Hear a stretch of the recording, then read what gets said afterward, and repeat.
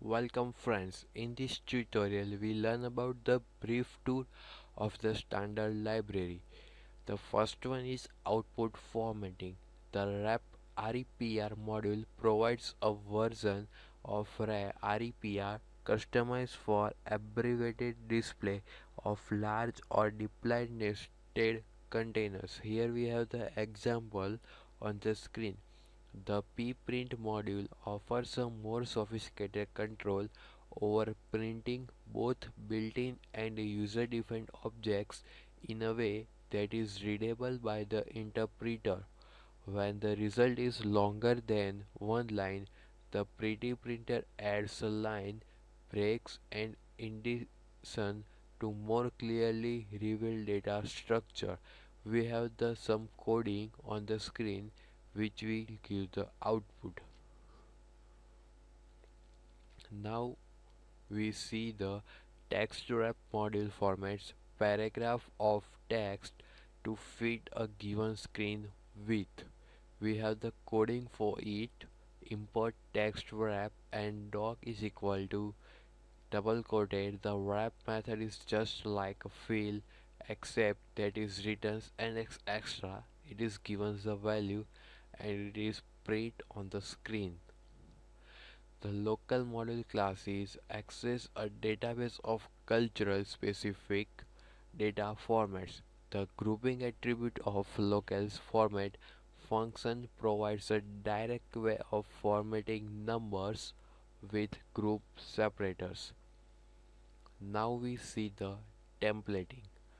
The string module includes a versatile template class with a simplified syntax suitable for editing by end users.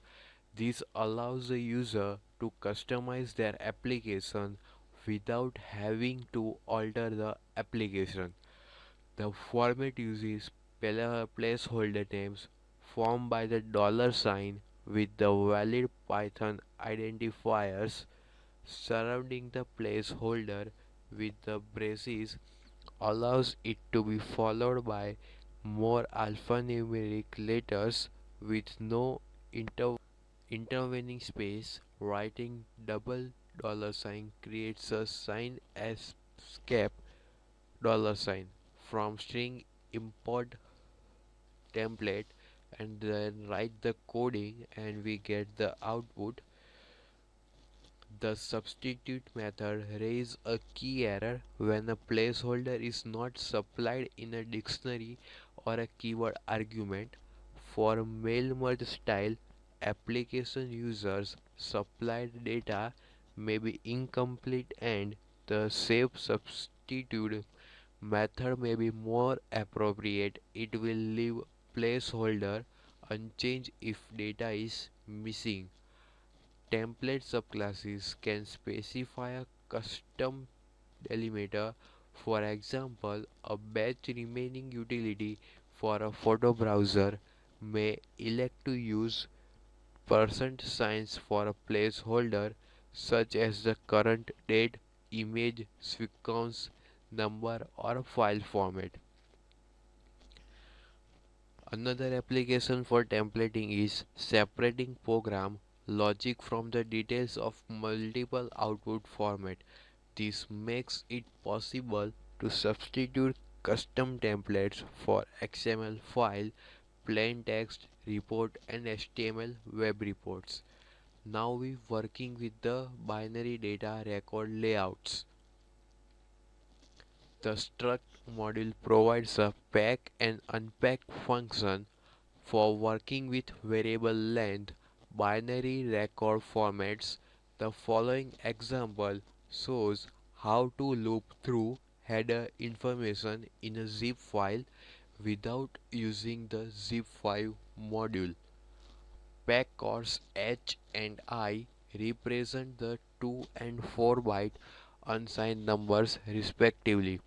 The less than signs indicates that they are standard size and little ended byte order.